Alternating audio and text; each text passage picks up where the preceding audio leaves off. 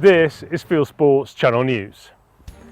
Chris Packham may have had to pay up to £200,000 in costs following his court cases in 2023.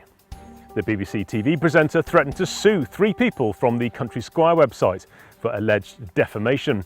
He won against 2 of them, both of whom went bankrupt before the case was heard. He lost against one, Paul Reed. Now a report in the Daily Telegraph reveals that Packham had to pay Mr Reed up to £200,000 in costs.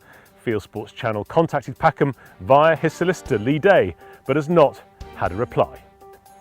The Princess Royal has enjoyed a tour of the gun and shooting kit distributor Viking Arms. During the visit, the Princess officially opened Viking Arms' new warehouse, toured the company's facilities and met with staff members to learn about guns and shooting. Viking Arms specialises in supplying and distributing rifles, shotguns, ammunition, optics and accessories to the UK gun trade, which equips gamekeepers, wildlife managers, field sports enthusiasts, Olympic shooters and competitive target shooters across the country. The Princess met staff and learned how to strip down a Gen 4 Glock 17, the standard firearm used by British Armed Forces since 2013. It was a fantastic day for Viking. I think everybody enjoyed it. I think it was a real boost for us, not just us as a company, but the shooting community. The Trophy Imports Bill may be back. In an interview with former MP Henry Smith on GB News, Nigel Farage revealed that the UK Hunting Trophies Import Prohibition Bill will appear in front of the House of Lords during the week of the 7th of October 2024. Former MP John Speller, now Lord Speller, plans to use his new title to relaunch the bill. He is one of the many sponsors of this cockroach bill, including Smith, who have suffered defeat after defeat in Parliament. The bill faces fresh criticism from scientists. On the same programme, lion specialist Professor Amy Dickman from Oxford University told Farage that a ban on trophy imports will not help conservation efforts and could harm them, as African landowners replace wildlife with cattle. The Daily Mail has switched its campaigning from anti-trophy hunting to pro-trophy hunting after it discovered the harm that a ban would do to African wildlife. President Masisi of Botswana told reporters he would send his country's excess elephants to Europe and that the proposed ban is not only condescending but also a resurgence of a colonial conquest. And here's what he had to say about his offer of elephants to Europe. I have had no response so far, and Botswana, the regions in Southern Africa, Namibia, Zimbabwe are facing the worst drought we've had in the last 50 years. And our people are starving. The elephants are destined to die. When the people starve, we are obliged to feed them. And I might as well tell you, they do consume elephants. So I'm afraid we have no choice but to feed our people with some, if not all, of those elephants. Police have arrested a masked hunt sab near kennels in Wrexham. The sab was detained outside the kennels on the 2nd of October 2024 after reportedly trying to follow an 18-year-old hunt member home in a car. Have a look at the Behind the Masks website, behindthemasks.co.uk, for more updates. The working dog community has stepped in to rescue a terrier which was stuck underground for a week. Rose, a Jack Russell cross, slipped into a crevice in Calderdale, West Yorkshire. The fire service soon abandoned attempts to free her after deciding the gap she'd slipped through was too narrow.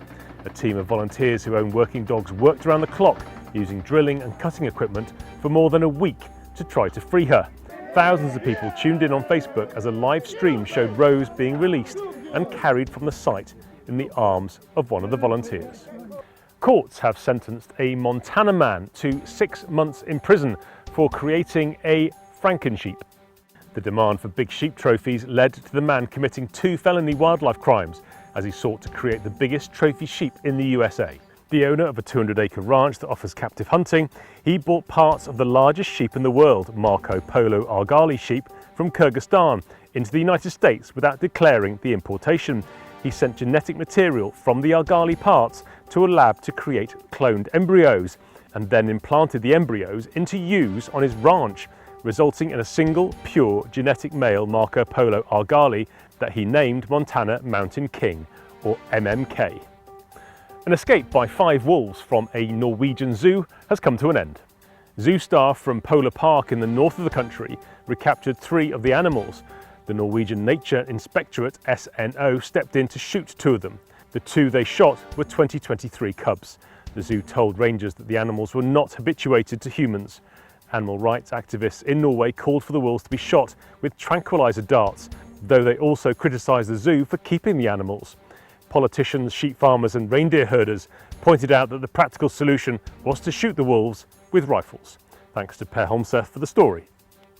A taxidermist is taking her art to a new level.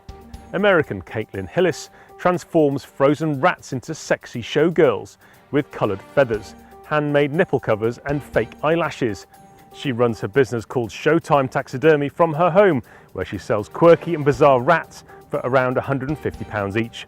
The rodents are dressed and posed as glam performers, and it all began during a craft night in 2020. Now, she says she is working 12 hours a day to keep up with demand.